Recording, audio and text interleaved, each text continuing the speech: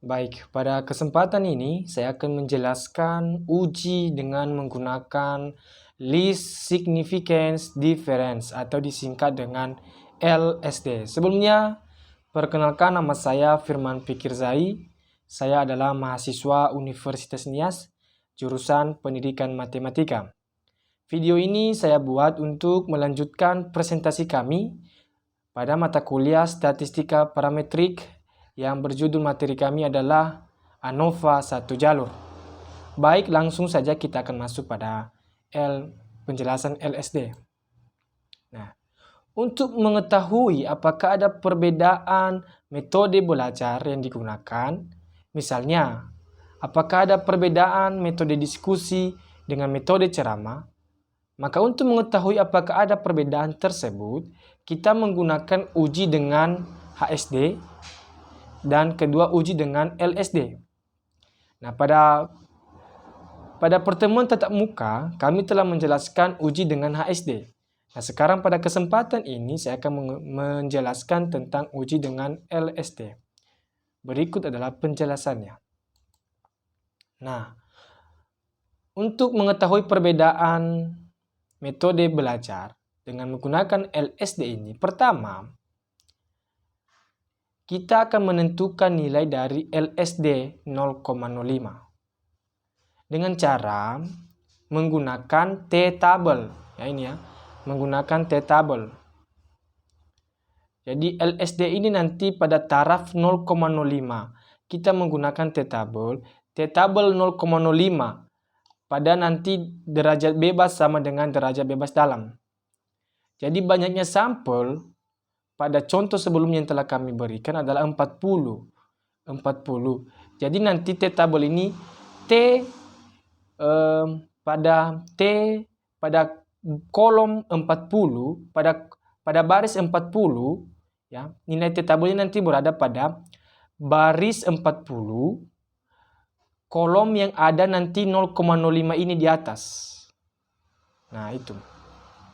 Kemudian lalu kita akan menentukan hasil dari nilai mutlak X bar 1. Artinya min kelompok pertama dikurang min kelompok kedua. Jika nanti hasil dari nilai mutlak ini lebih dari atau sama dengan LSD 0,05 yang kita peroleh tadi dari T-table, maka kesimpulannya adalah ada perbedaan yang signifikan. Dan sebaliknya, jika hasil dari nilai mutlak ini kurang dari atau sama dengan LSD 0,05, maka kesimpulannya adalah tidak ada perbedaan yang signifikan. Nah, itu ya. Nah, kemudian LSD yang 0,5 ini tadi di atas diperoleh dengan rincian ya. T-table dikali nanti hasil dari akar, ya, min kuadrat dalam per N1 ditambah min kuadrat dalam per N2. Berarti nanti N1 ini berganti-ganti, N1 dengan N3, N1 dengan N4, dan seterusnya. Oke, kita langsung masuk saja pada penjelasan berikutnya. Ini dia. Pertama, kita akan mengetahui apakah ada perbedaan antara M1 dengan M2, M1 dengan M3, dan seterusnya. Pertama, M1 dan M2, ya. Nilai 2, ini rumusnya di atas. Inilah LSD 0,05 tadi. Ya, rumusnya T-table dikali ini rumusnya di dalam. Nah, 2,021 ini diperoleh dari T-table, ya. T-table df sama dengan df dalam. Derajat bebas ini sama dengan 40. Kenapa 40? Karena banyaknya sampel 40. Nah, T-table 0,05 berarti nanti pada baris 40 dan kolom 0,05. Hasilnya nanti 2,021. Kemudian min kuadrat dalam, pada perhitungan sebelumnya kita memperoleh 8,19 per 10. 10 ini adalah banyaknya sampel pada kelompok pertama. N2 banyaknya sampel pada kelompok kedua. Sehingga hasilnya nilainya adalah 10. Baru nanti ketika ini kita kalikan, kita operasikan, hasilnya adalah 2,59.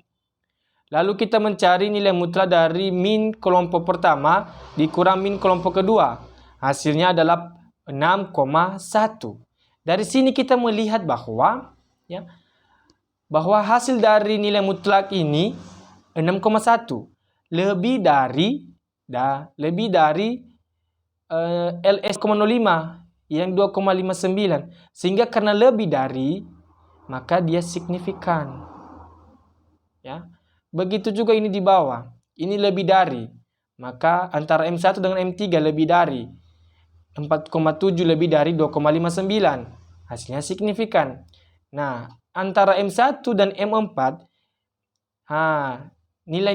hasil dari nilai mutlaknya itu hanya 0,1. Sedangkan LSD 0,5-nya lebih besar. Berarti ini berarti 0,10 kurang dari 2,59, berarti tidak signifikan. Dan begitu seterusnya.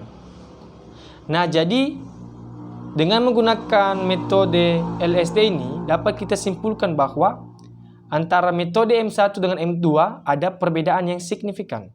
Begitu juga dengan metode M1 dengan M3. Namun antara M1 dan M4 tidak ada perbedaan yang signifikan. Antara M2 juga dengan M3 tidak ada yang signifikan. Dan antara M2 dan M4 ada perbedaan yang signifikan.